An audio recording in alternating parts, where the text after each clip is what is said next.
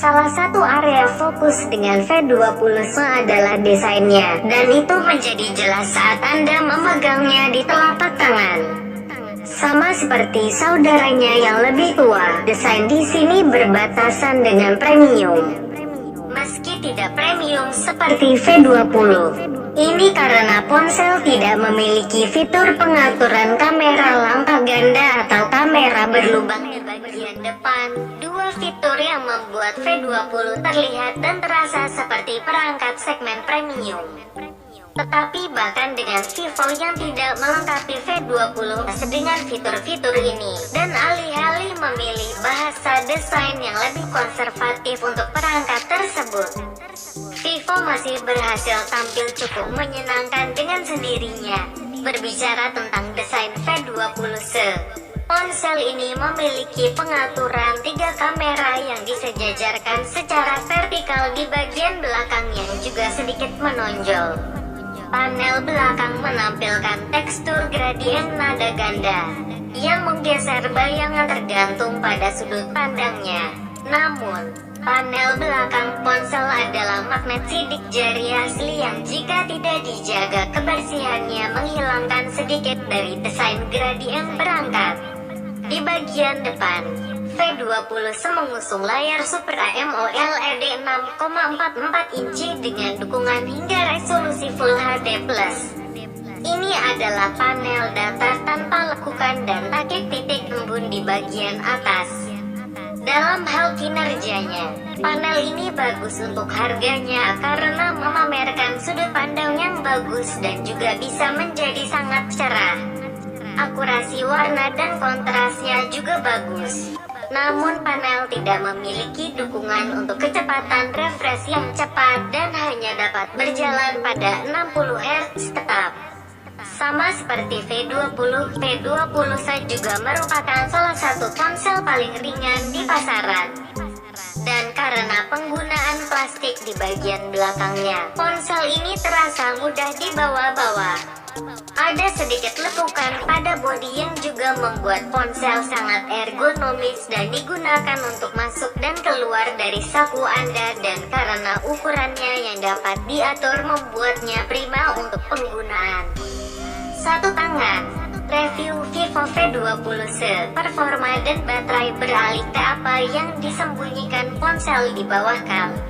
Kami memiliki prosesor Qualcomm Snapdragon 665 yang sederhana dan GPU Adreno 610 yang dipasangkan dengan RAM 8GB dan memori internal 128GB dengan dukungan untuk penyimpanan yang dapat diperluas menggunakan kartu micros.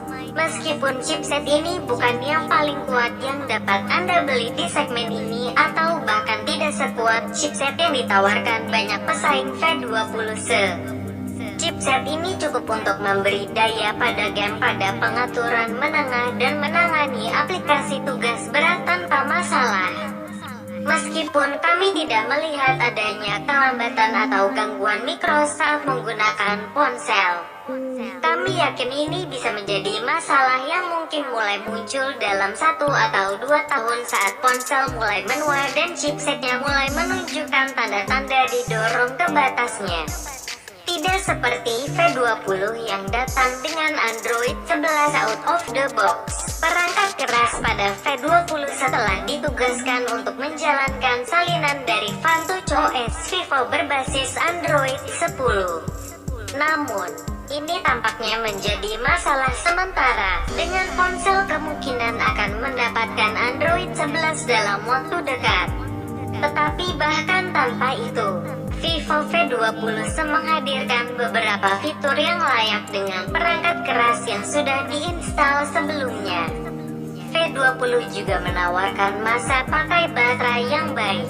Dengan baterai ponsel 4100 mAh mengesankan sama seperti Vivo V20. Sama seperti kakaknya, ponsel dapat tetap hidup dengan sekali pengisian daya selama lebih dari sehari. Ini juga mendukung standar pengisian cepat 33W yang sama untuk mengisi ulang baterai perangkat dengan sangat cepat saat kehabisan daya. Selama peninjauan kami menemukan bahwa dengan menggunakan batu bata pengisi daya yang disediakan, telepon dapat diisi 100% dalam waktu sekitar 1 jam, yang sejujurnya merupakan respons yang cukup cepat. Ulasan Vivo V20 kamera seperti yang kami sebutkan di atas.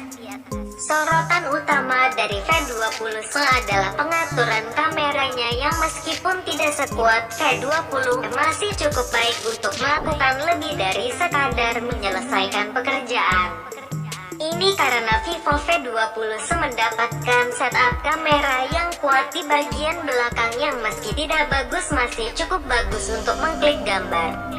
Sebagian besar ini karena pengaturan 3 kamera di bagian belakang yang merupakan kamera utama 48 megapiksel dengan aperture f1.8.